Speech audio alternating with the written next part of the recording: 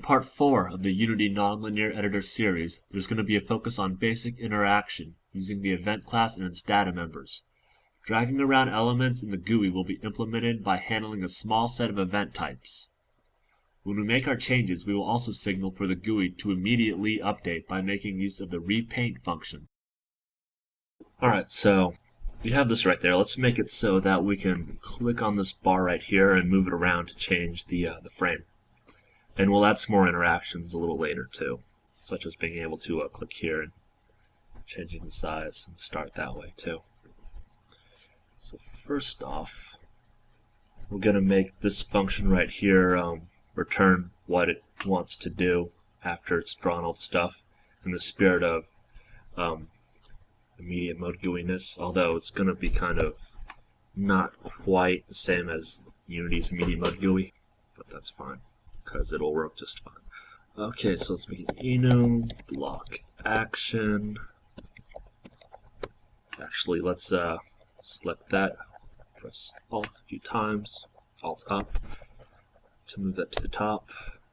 Alright, so then let's see, void to do nothing, and then title bar move if the title bar was clicked on, and we're in the move mode. Okay, so then let's create block action here and underscore modal action, and then a post system block reference and underscore modal block, and let's give these default values, even though it'll probably default to these values automatically. No reason not to be explicit. Tab align. Just for OCD-ness. Okay, so then go down here and have this return the block action, and usually we'll want to return block action dot title bar move, I think I called it. Come on, IntelliSense, yes. Alright. So then if event.current.type is event type is of enum mouse down, and you'll see all these duplicates. They just have like case differences on the first letter. They're the same value. So mouse down is the mouse down, mouse drag is mouse drag, and all that jazz. And we want mouse down, mouse down. Okay. And basically, if you're not familiar with why we're doing this or how this works, basically, onGUI is called several times a frame. It just has a different current type, event type attached to it. So pretty much every frame you'll have a layout and then some other stuff, and then like a repaint. And then if you click on the GUI, it'll notify a mouse click by calling on GUI, like the entire GUI function again, probably for all mono behaviors, just with this event type here changed. It's not too efficient, but it's not that costly if your GUI is not insane. So if we click the mouse, and the mouse is currently inside of this title bar right here. So if that contains event.current.delta, which is the no, not here. So, oops, jumping the gun. I'm gonna use that somewhere else. But mouse position, and for all types, event types that are related to the mouse, this should be something valid. I don't know about other event types, but you know, you're guaranteed at least for mouse events. Return block action title bar move. Okay, going. So then if the event current dot type is equal to event type dot mouse up. So when we click and drag, we want something to happen, but as soon as we're done dragging by the user lifting the mouse, we stop doing whatever we're doing. Modal block equals null, M underscore modal action equals block action dot void. And I'm actually in some kind of weird order, because what I should have done here first is here we'll record this value here, return value, and that's a block action. BA equals BA for block action equals that, and then if block action is not equal to block action dot void. Oh, come on, alignment. Modal block equals this current block that we were operating on, and that requested whatever BA is, and then M underscore block action or modal action equals BA. So we have a setup here between here and here where if modal block is null, then modal action should be void, and the same way around. If this is non-null, then this should be non-void. And that should pretty much be the case all the time. Okay, so then the mouse is up, we stop doing whatever, but if the mouse is moved,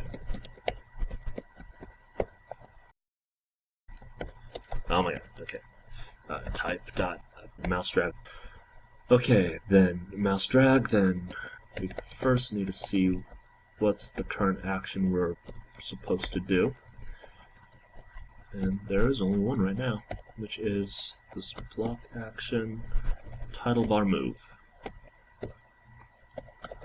Put a break there, and then M underscore modal block, the start position is going to be equal to the event.current delta, and that's how much the mouse is moved horizontally, and this should be valid for these mouse events too. So this should be fine for this, which is pretty cool that we don't need to store the previous mouse position and then subtract it from the current mouse position and get the delta by hand. It's very nice to not have to do that. Okay, so there's that, but we are looking. This is happening with the GUI that's scaled, so we have to take that into account. So we'll divide by the scale, and we put it back into the actual data. Okay, so let's check this out. See if we have any build errors. Yes, we do. Oh. Okay, my bad. Do that all the time. Which, it's great that that's a thing, that's an error in C# and C++. If you missed that, maddening bugs that might happen and drive you insane. And once you found it, you don't feel any better. You just feel worse. Anyways.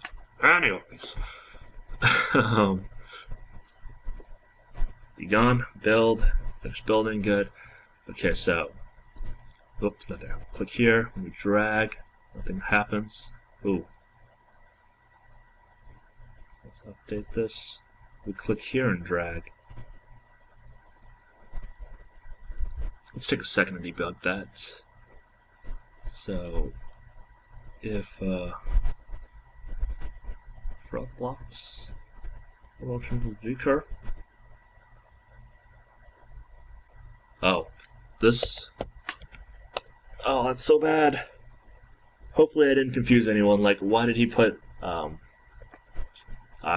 sometimes I type and look at the stuff in the corner of my eye and just assume it's correct. My bad. That was horrible. Anyways, so, basically if nothing happens, we don't want to request anything, obviously.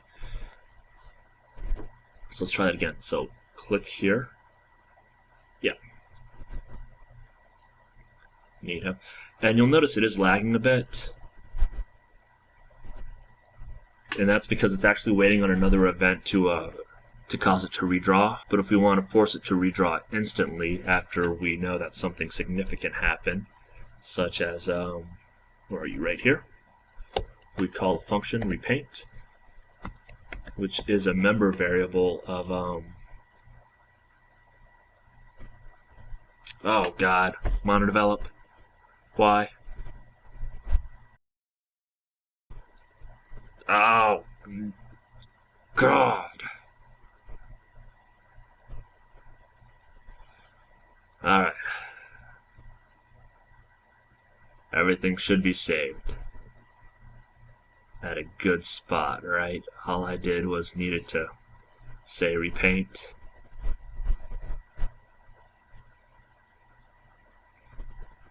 I'm not enjoying these crashes though. And by these crashes, I mean this is like, basically I stopped some test recordings before this one because of crashes. Assets editor. Anyways, let's go back to this editor right here. Load from autosave. What do you got for me? Yeah, let's say it's got this repaint right there. And so, oh, I was in the middle of something too, and then the crash broke my train of thought. Typical crash. Yeah, so repaint is a class function of editor window, or a method if you want to call it that. So click here, move around, and it's way more seamless. Okay, so then let's do a bit. Oh, one thing you'll notice when we drag it here, we can go off the left side. Let's fix that, and basically that's pretty simple. We basically say, where are we doing the dragging? Here we go. After we do this plus equals, we then clamp it. I'm going to start equals, and we just say this is the greater of one of two values, 0 or itself. So if it goes below 0, then it's going to say 0 is larger, so we're going to set ourselves to 0.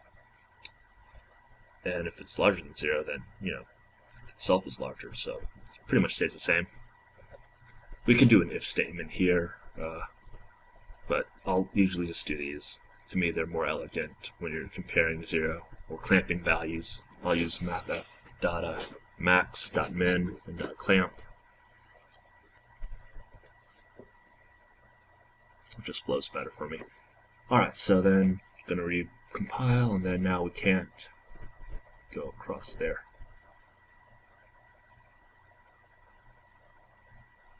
Okay, and then if we change the scale, you'll notice it moves at the speed of how the mouse moves. Okay.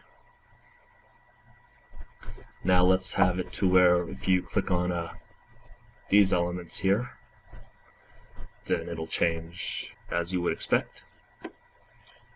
So let's give them enums first. Title bar move. Let's see. Drag tab left. Drag tab. Do I need the word tab? We'll keep it. Okay, and then go down here to where the mouse is clicked down. We've detected that. If r, nope, just here, drag left, dot contains event dot current dot mouse position, return block action dot tab left. If and we don't need to put else's on these because if these are returns, it's pretty much an if else chain.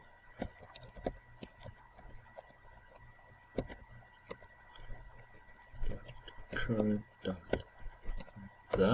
not that.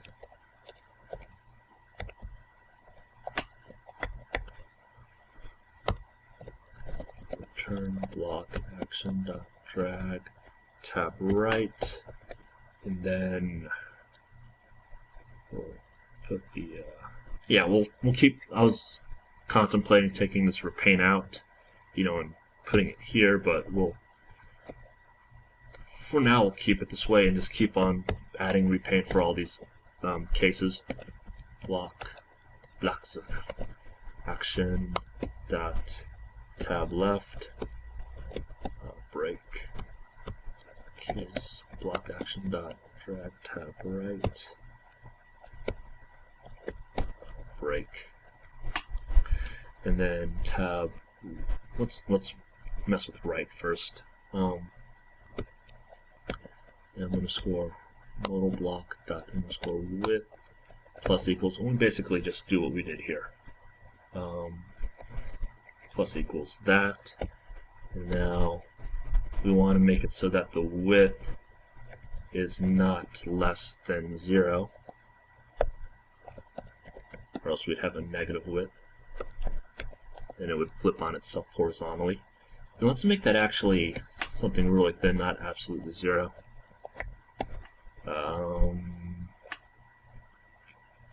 Let's make that 1 actually, 1.0. Then repaint.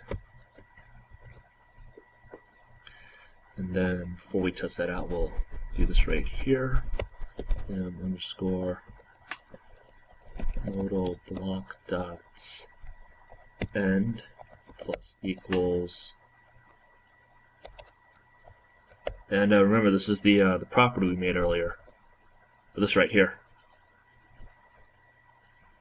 Dot end plus equals that.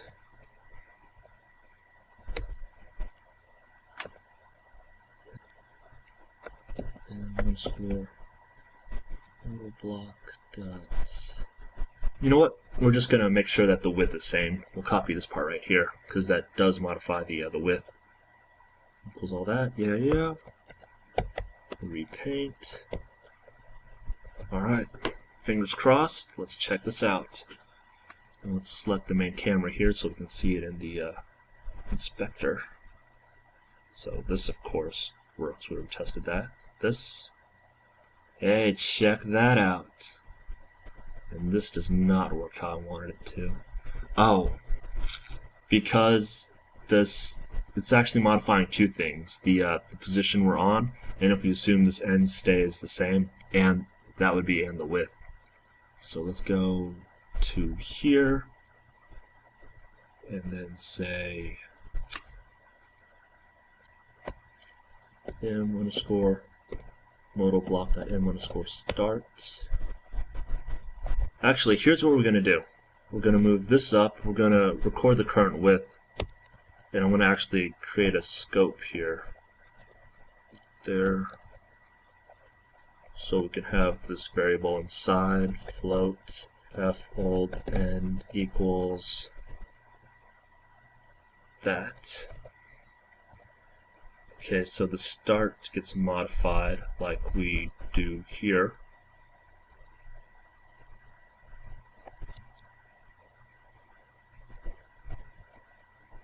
Okay, and then we'll modify. Actually, let's make this so that the start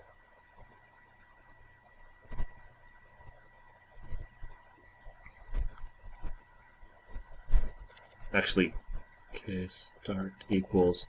We need to check two bounds. F.clamp. We need to make sure that, what are the parameters? The initial value, which is the start. We need to make sure that it's not larger than 0. Oh wait, that it is larger than 0. Sorry about that. Jumped the gun on the thought process there. And that it's not larger than this old end minus 1.0f. Why minus 1.0f? Because right here we made it a thing that that had to be at least 1 in width. So then we'll take that. So that'll clamp into that region. Then we'll just set the end to what it was before, which will modify the width. We'll take that out. Okay. Fingers crossed. Look at that. Look at that. Alright, so we have all these three moving around. So then next, we're going to add a way to move these layers around.